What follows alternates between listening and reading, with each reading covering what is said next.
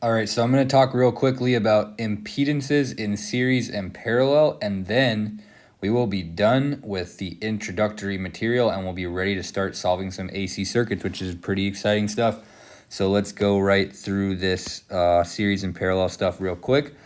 So let's just say I have let's say I have a resistor and I have an inductor in series, and I'm interested in determining the impedance of this branch. So just to keep it pretty straightforward, impedances add in series the same way resistances add in series. So if I have, R1 and R2 in series, of course we know that my REQ would be R1 plus R2. The same goes for impedances. So if this resistance would be, this is my R and this is my L, I could redraw this as two impedances. I can just draw them as boxes. This is common practice. You'll see it in the textbook. I can write them as their impedances, R and J omega L. And in fact, what I can finally do is I can just write them as one box, again, because impedance is complex valued.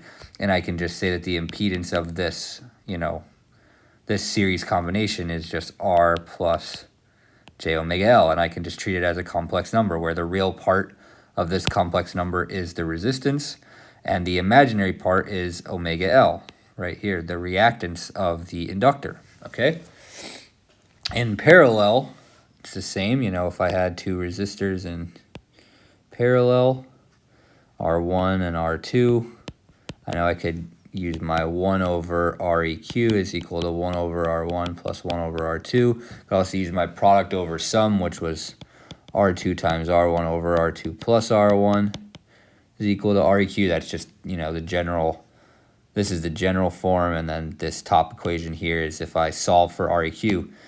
Same goes for impedances. So if I had two impedances in parallel, let's say I've got a capacitor and I've got a resistor, just like this.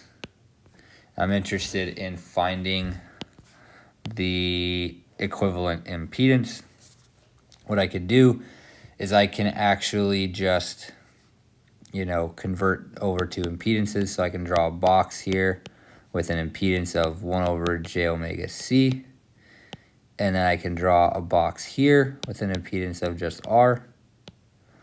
And then I could go right ahead and use my equation here. I can use this one, which in this case would be, this is my, let's call this Z1, and we'll call this one Z2.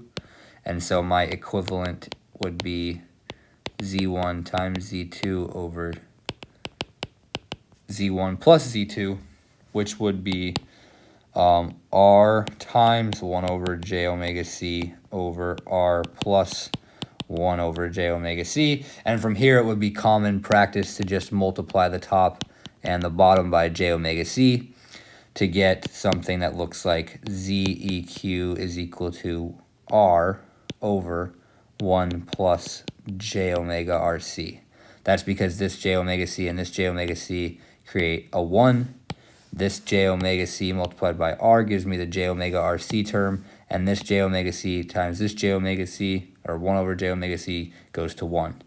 Okay, so that's how combining series and parallel impedances work. It works the exact same way as combining resistances in series and parallel. And without any further delay, we will get into the next video, which is going to be sinusoidal steady state analysis. And we're going to finally start solving some circuits. So I'm super excited for that. And I'm going to go ahead and end this video right here.